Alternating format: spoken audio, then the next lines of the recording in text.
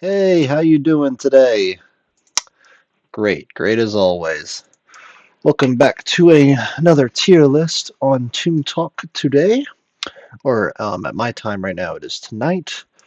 And I figured what would be better to do with my time right now than to do a tier list on Arctic Monkeys, the hit rock band from the mid 2000s up until now.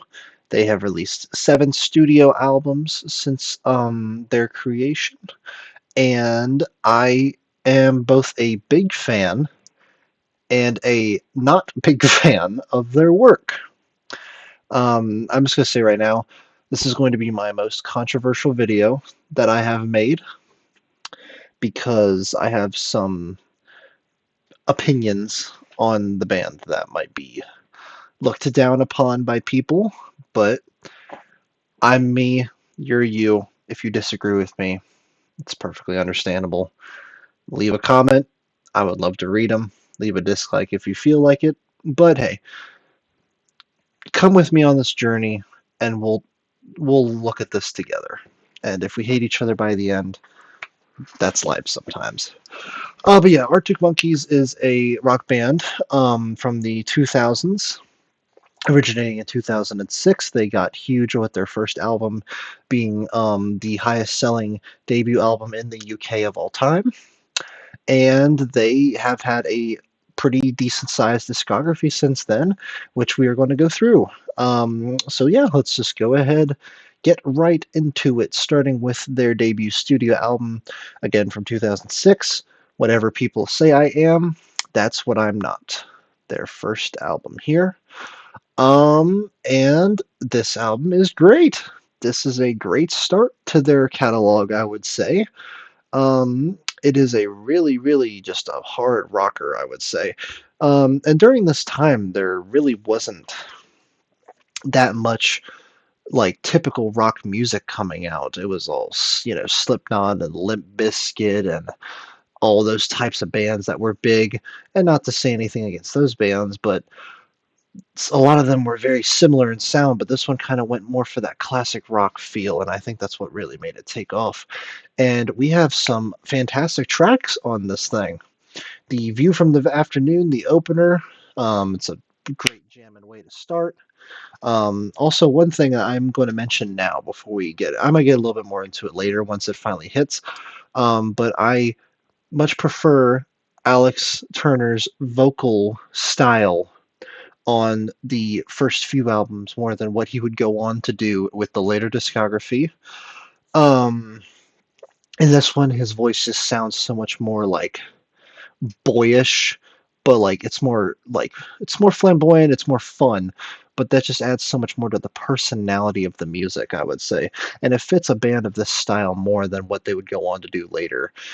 It's my first criticism. I know people already will probably disagree with that, but um, regardless, I love Alex's vocals on these early albums. I think this is when he was his best as a frontman, and it shows just with how quirky his singing style is. I bet you look good on the dance floor. The big single, super catchy chorus. The riff is fantastic. The drums sound crisp and clean and great. There's nothing to say there. Fake Tales of San Francisco has some more quirky lyrics, has some more of that amazing guitar work from the band. You've got Dancing Shoes, which is one of the shorter tracks, but it's still like, upbeat, makes you want to dance. And then we have one of the first longer titles you probably couldn't see for the lights, but you were staring straight at me, which is a shorter track, and it's one of my least favorites, but still pretty fun, I would say.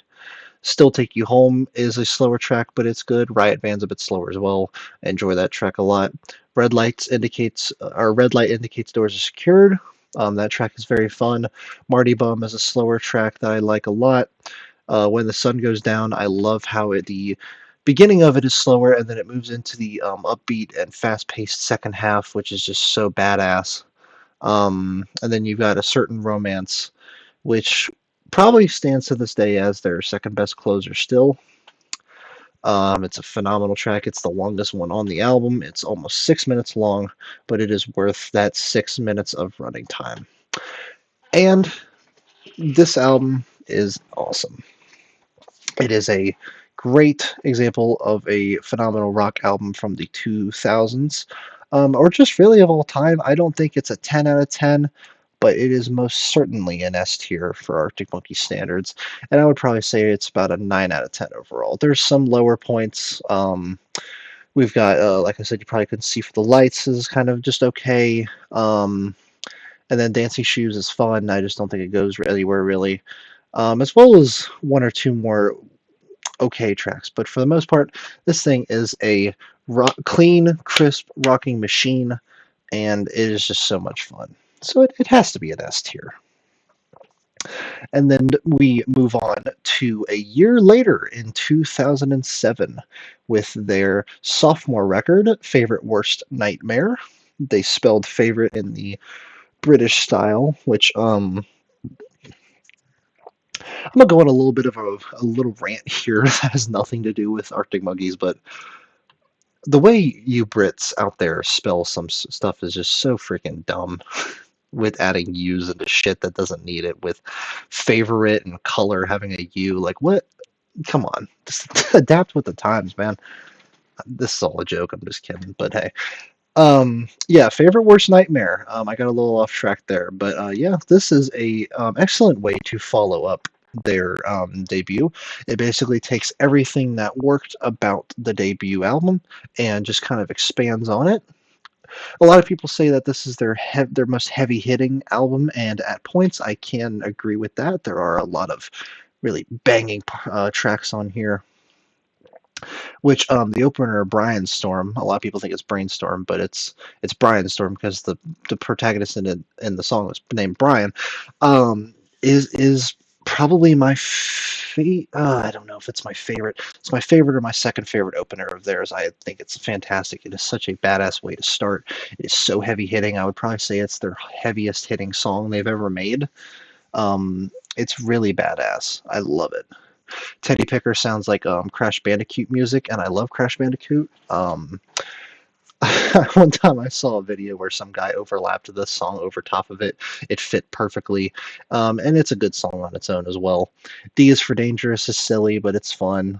Fluorescent Adolescent, track 5, is one of their biggest songs ever for good reason. It has one of the best hooks on any track that they've ever made. The guitar riff is just great. I love the quirky lyrics. I love the way Alex sings on it. It's excellent. Definitely a top 5 Monkeys track for me. And then we get into a section of the album where I'm not as big of a fan with Only Ones Who Know and Do Me a Favor, which I think are just not as good, but they're still not bad tracks. This House is a Circus is dumb as shit, but I love it. If You Were There, We Beware. I'm stuttering so bad. If You Were There, Beware is a excellent track. The Bad Thing isn't great, and Old Yellow Bricks is also not great. But then we have the closer 505, which is another phenomenal closer from the band. Um, it's, I believe it's their biggest song, or one of their biggest.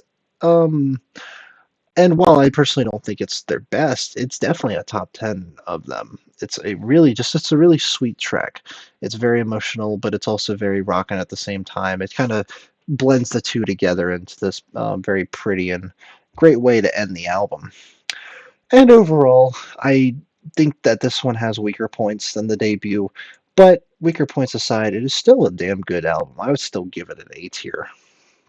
Um, Tons of fun songs, some of their best songs they've ever made. There's a couple points on here that are higher than their debut. Brian Storm, Fluorescent Adolescent, 505, those 3 tracks I would say are probably better than anything on the debut. Those are all great, but there's more songs holding this one down. I'd say there's 4 or 5 tracks on here that hold it down. But yeah, I would still say it's a great album overall. If they had a couple more great tracks, it would probably be an S tier, but I don't think an A tier is anything to scoff at. Next up, we move on to Humbug from 2009. And the band with this album took a little bit of a different approach. They kind of dropped a little bit of the hard rocking feel of the last two for a more like widespread sound. some more like vibrant, eerie production, slower songs overall. They actually got Josh Homme on here to help produce, and of course, as you all know, Josh Homme is frontman of my favorite band of all time, Queens of the Stone Age, so it's really nice to see him kind of helping out on here. And his style of production definitely shows on a lot of these tracks, and I like this album a lot. I would probably say it's their most underrated album because I don't think it really gets the recognition it deserves. Because a lot of people give credit to an album that we'll be getting to soon, which I have a lot to say about. But focusing on Hubbub for now, yeah, I think this album is quite underrated. I think it has a lot of very good songs on it. The opener, My Propeller, super fun. Crying Lightning is one of the best early Arctic Monkeys tracks. Definitely a top 10 there for sure. I love the riff on Dangerous Animals, and I love the stupid way that they kind of sing the name of the track in letters individually. It's just dumb, but it's super fun. You have Secret Door, good track. Potion Approaching is a bit of a guilty pleasure for me. I actually think it's a good song, but I know a lot of people don't like it very much. There's Cornerstone, which I might go back on this, but I think that this is the best song the band has ever made. I would probably say that. It is absolutely gorgeous. It tells the tale of Alex seeing a bunch of people that remind him of his ex, and it's done in a very, very like subtle and pretty way.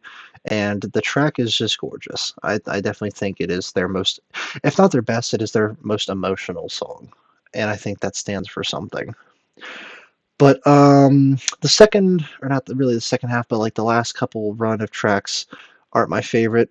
Dance Little Liar is okay. Pretty Visitors is decent. The Jeweler's Hands is great. I love that track. But then I haven't got my Strange, the 1.5 minute closer.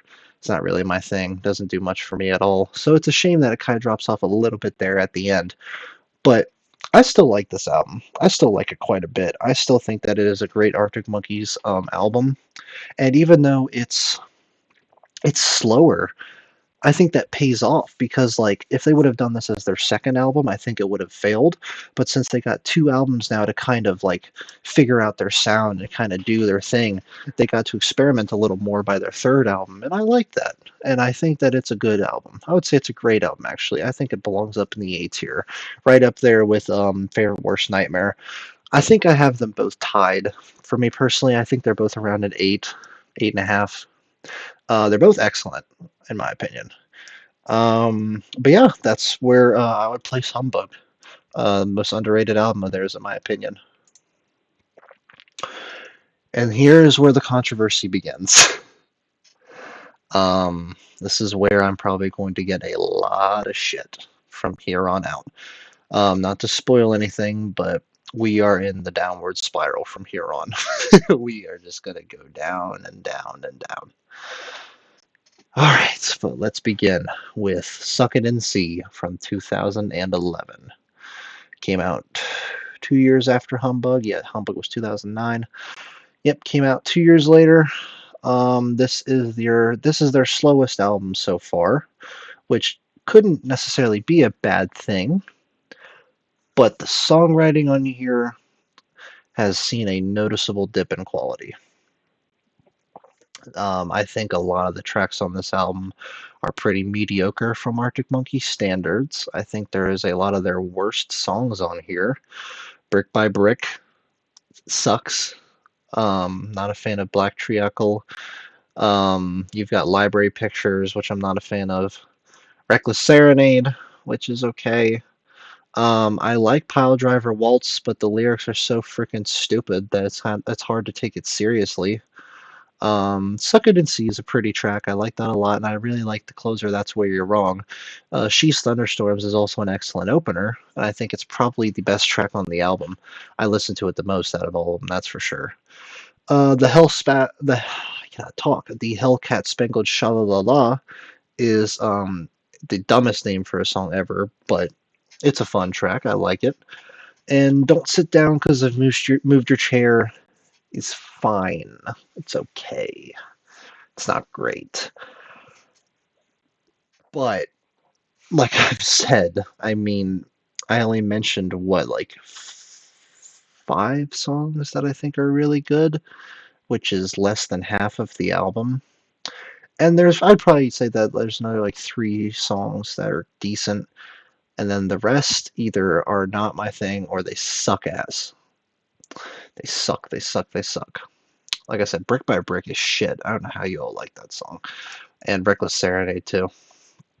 And again, Library Pictures, not a big fan.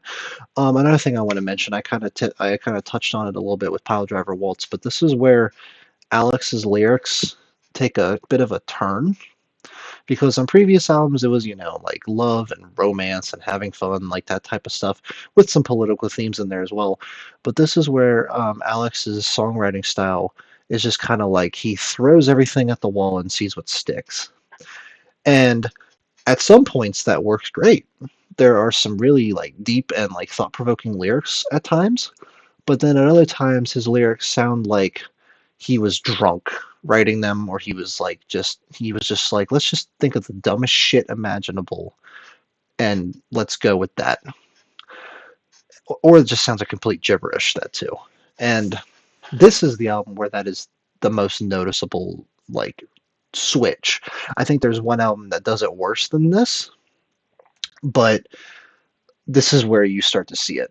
So I'm going to give this album some credit because I do like quite a bit of the songs on it, but it's a noticeable drop off from the last 3. I'd probably give it a C tier. I don't revisit it much. I'll maybe listen to the whole thing front to back like once a year if I'm just like kind of doing a full Arctic Monkeys revisit. And then of course there's a couple songs on here that I listen to quite a lot, but I don't know. It's just there's a noticeable drop in quality with this one. All right. Next we have the big one. The big, big, big one. The one that all the girls on TikTok love. The one that shot the band back into stardom since their debut. AM. AM, AM, AM. We're going to start with the positives because this is the one I have the most to say about. Not all of it for good reasons. So for starters, I really like the cover. It's really cool. I like the name because it's in reference to the Velvet Underground's VU, which is really cool. It's of course in reference to AM standing for the band's name, and it's also in reference to AM sound waves, which is really cool. So I like that it has multiple meanings there. That's really neat. And then the cover itself is really cool. Also, I think the production on this album is excellent. I think a lot of these tracks sound great. And that's where my positives are going to end for now, because I really need to say something. If you think this is their best album, have you not listened to any of their other work? Because I feel like a lot of people just say that because this is the only one they've heard because it's their most popular, and they haven't heard their other albums. This is nowhere near their best work. Not even close. Not even close. There are so many boring as shit songs on here. So many songs that have terrible writing, or they're just like so generic in their sound. The fact that this album made it onto the Apple Music's top 100 blows my fucking mind. But then there's stuff on there, or there's stuff that's not on there, like To Pimp a Butterfly, which is like the greatest album of the 2010s, and it's not on there. Are you serious? But this is on here? And this isn't even their best record. I consider their debut to be their best record. At the very least, that should have been on there. I don't know what this is doing on that list at all.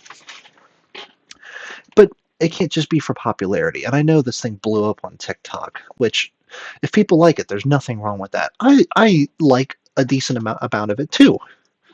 But this is like one of the most overrated albums of the 2010s, man. This thing has so many lackluster songs, which we're going to go into now. We're starting off positive. Do I Want to Know? Fantastic opener. It's their most popular song for a reason. It is excellent. I love the style of it. I love how eerie it sounds, but also it's just jamming. I love the chorus. The music video is freaking awesome. It's just, yeah, it's a great way to start. Fantastic way to start. And I have no issue calling this a top 5 Arctic Monkeys song. Next up, Are You Mine? Also great. I do like the sound of it quite a lot, but I do have a big flaw with it, and that is the lyrics. Yet again, the lyrics on this sound like Alex is just trying to fill a time quota, which I don't like. I don't like that he does that. All right. Next up, the next 3 songs suck. They just suck. One for the Road has a terrible hook. It sounds generic. The lyrics are shit. And then that's the same with Arabella, which has one of the worst Arctic Monkeys choruses. And it sounds like it's underwater. The sound of it is just not there. I want it all. God almighty. Not only does it have one of the most boring freaking titles for a song, but the song itself is just nothing. There's nothing there. It is so dull. But then we get another positive because I do like Number One Party Anthem. I think it's quirky that, they call it the party anthem and it's the slowest song. And I do like it. I think it is very pretty. And I like the hook, the come on, come on, come on. I like that. I do like that quite a bit. It's one of my favorites on here, I would say. Even though I think there are other Arctic Monkey songs that do what it does, but better. Mad Sounds. I like the ooh la la la la that comes in near the end. That's great. The rest of the song is just kind of boring. Fireside, I do like the drums. Why'd You Only Call Me When You're High is kind of a guilty pleasure because I like the song, but I don't think it's good. It's kind of like Yellow Submarine by the Beatles. Like I don't think that track is good, but it's just so stupid that I like listening to it. Snap Out of It again. I like it, but at the same time, on a critical standpoint, it's not that good. And then another thing I didn't mention is this album and Suck It and See Her, where Alex's vocals take a hard turn for me. He kind of drops a lot of that quirky fun that he had on the first 3 albums and goes for a more serious vocal tone. And I think this is where he severely drops off as an interesting frontman because on a lot of these he sounds bored out of his damn mind. And again, the lyrics are dumb, which that's how it is for quite a few of these. Knee Socks is a great track, though. I do love that one a lot. I love the riff, and I love the chorus a whole lot. And then we have the closer, I Want to Be Yours, which has some funny lyrics, with Alex saying he wants to be a vacuum cleaner and all that. But again, it has a boring ass name. It is super slow, and it's also short, so there's not really much payoff at all, and I don't think it works that well as a closer. So, with all that put together, I feel like I've been rambling forever now, but I just really want to try in the nicest way possible. Again, there's nothing wrong with liking this album at all. There's nothing wrong with it. It has some excellent tracks, but the excellent tracks are weighed down by the okay songs and the bad songs. I think that out of all the tracks, the only ones I would consider to be great are Do I Want to Know, Are You Mine, Number One Party Anthem, Fireside, and Knee Socks. I think those 5 are the only great songs. And then I would say the ones that are decent are Mad Sounds, Why'd You Only Call Me When You're High, Snap Out of It, and then I don't think the rest of them are good. I think that the stretch, especially from One for the Road to I Want It All, is like one of the worst stretches of songs the band has ever made. I think those 3 songs are shit. So yeah, AM is, in my opinion, an overrated album, and there's no problem with disagreeing with me. And if you have different takes for any of these, I would love to hear them in the comments. You do not need to have the same opinion I do. That's what makes music so fun, is when people have different opinions.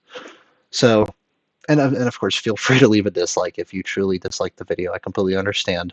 I'm no amazing music critic. I'm just doing this for fun. But I do love hearing what people have to say. And one of my favorite things about music is discussing albums or songs or bands that I might not like, or I might like that another person might not like or might like. So please let me know in the comments. For me personally, I know it might hurt. Let's get in a C tier. On some days, I would even put it down there, but there are enough great moments to where I think it's a C. I think the higher points are better than Suck It and C as well. All right, so long one aside. Now we move on to Tranquility Base, Hotel, and Casino. Again, we're going to start with the positives because I actually have quite a few for this album. This is where the band took a complete 180 in their sound, which they did change it up quite a few times already. But like this is where they went from being Arctic Monkeys to stage play Arctic Monkeys. And I think it's a cool change of pace. The cover is really cool. I like the name. Um, it's also a concept album. I believe it is their only concept album, unless you count the themes around the car, which we'll get to that. But it's a pretty neat concept. It's about a resort opening up on the moon and just kind of like working around that. Not every track is involved in that concept, but it is pretty cool when it is involved. This album is also a lot more piano based because for Alex's 30th birthday, he got a piano, and a lot of the tracks feature way more piano. They're way slower, which I do like that they took a different approach. And let's get the positives out of the way. The opener star treatment is great. It is a slower track, but I think it's a slower Arctic Monkeys track done right. I love the quirky lyrics on here. With Alex saying he wanted to be one of the Strokes and all that. Um, Pretty iconic way to open it, I would say, and I do like it a lot. It's a very long song too. It's 6 minutes, but it's good. And then you've got a 1 point perspective, which I like quite a bit. You've got the title track, which the chorus is a little lackluster for me, but I like the rest of the song. Golden Trunks, I'm not a fan of, but 4 out of 5 is great. That's another one that are longer tracks, and I do like that one quite a bit. She Looks Like Fun is a guilty pleasure of mine. I just love the she looks like fun, like that thing that cuts in between the chorus. I do like that, and I love how again Alex could be pretty damn funny on this. I didn't mention it, but there's a lyric on the title track where he talks about kissing a girl under the moon's side boob, and there's a ton of dumb shit lyrics on here that are similar to that, which can be pretty funny at times. I will admit, this is the funniest album they've made, with some really like memorable lyrics. I also mentioned the Strokes one, and also on Star Treatment, there's a point where like everything cuts out, and he just goes, "What do you mean you never seen Blade Runner?" It's just like, what? What does that have to do with anything? But it's funny, so I give it a pass. But yeah, She Looks Like Fun is a guilty pleasure of mine. I'm not a fan of Bat Phone, but I do like the Ultra Cheese. I think that's a pretty good way to end it. I think it's a better version of Number One Party Anthem, personally. So yeah, there's quite a few decent songs on here and some really good ones, I would say. And although I don't think a lot of it pans out, like I don't think the world's first ever monster truck flip is good. I'm not a fan of Science Fiction or Bat Phone or Golden Trunks, and American Sports is just okay.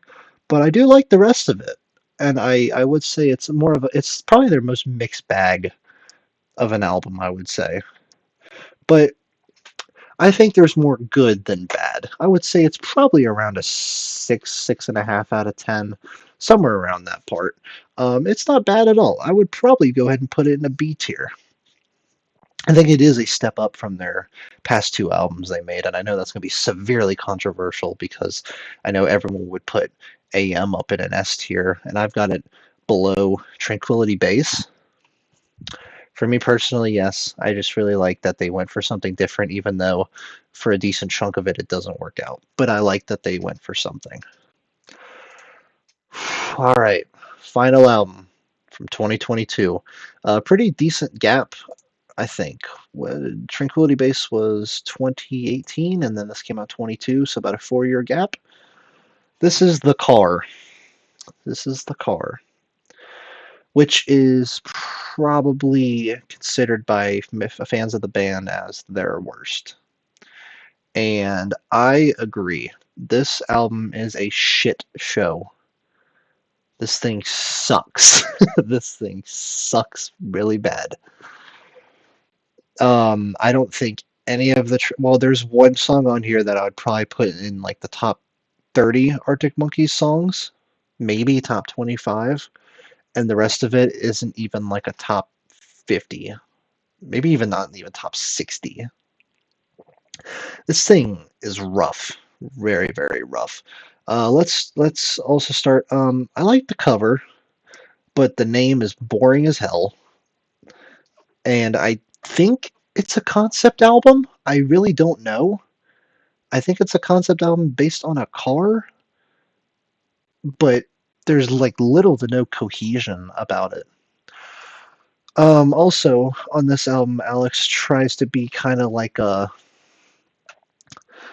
smooth, like sexy type of singing style, which he did do at some times on their other albums. But this is where he really he tries to go, yeah, jet skis on the boat, and he's like, trying to be a badass and stuff like that. And I don't think it works. I think he sounds like a joke on a lot of these.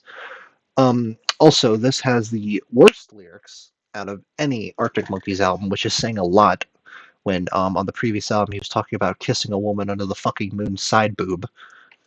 But yeah, this has the worst lyrics the band has ever made. There's just way too many to even go over. I'd recommend you listen to it yourself to find them. Let's get some positives out of the way. There Better Be a Mirror Ball is the best track on here.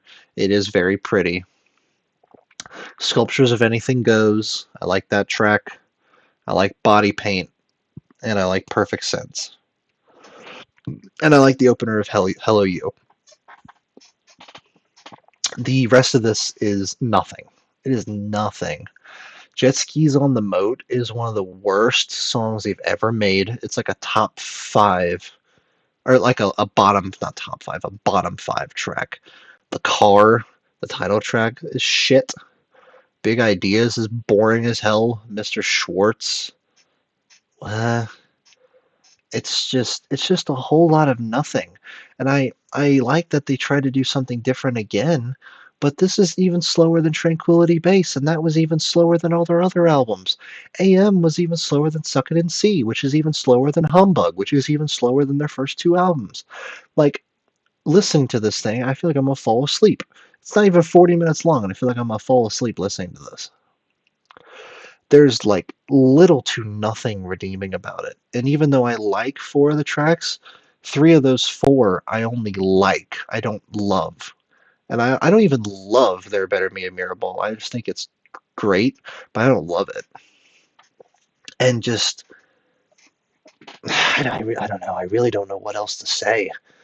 There's just nothing great about this at all, and I don't revisit it ever. I think I've listened to the whole thing maybe twice since it came out.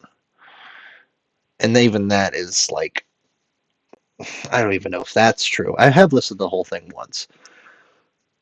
And I have listened to all the tracks scattered around like on a playlist and stuff, but I don't think I've listened to the thing front to back more than once. And yeah, it's like a 2 or maybe a 3 out of 10 at the best. There are some cool ideas on here, and sometimes Alex's singing is neat. Like, I like his singing on Sculptures of Anything Goes, but I don't know. That's really all I have to say, honestly. But yeah, I think that is where our tier list is going to come to an end today. I know that this is probably going to be my most controversial video I have ever made, and if it is, then so be it. I also, I do want to just kind of say a couple things before we log out here. I do not hate Arctic Monkeys, not by any means. Even their albums I consider to just be kind of mediocre or bad are still better than a lot of the shit that is being released today, like Tom MacDonald and Tones and I cannot stand those groups, or those people. And they're definitely making better music than a decent chunk of people. So I don't want anyone to think I hate the band. I wouldn't be here making this tier list if I didn't like the band. I love their first 3 albums. I like Tranquility Base a lot, and there are moments on Suck It and See and AM that I do like quite a bit. So I just want to get that out there. Um, I still think that they are a great band, and they have made some iconic rock albums. And I'm hoping that their next album is kind of a return to form because I even as lackluster as the car was, I am still excited for what they're going to make next, and I am looking forward to it. But yeah, I think that's going to do it for today. If you watch this and you agree with me, feel free to leave a like. If you disagree, feel free to leave a dislike. And if there's anything you agree with or disagree with, please let me know in the comments. I would love to hear what everyone has to say. And I'm hoping that people didn't just skip to the end to see the tiers and then say, "Oh, you put AM in C tier, you're an asshole." I hope people don't just do that. I hope that they actually want to hear what I have to say. But yeah, thank you all so much for tuning in for this episode of Toon Talk. I think I'm going to probably have one or two coming out tomorrow, so stay tuned for those and have a wonderful rest of your day. Thank you. See ya.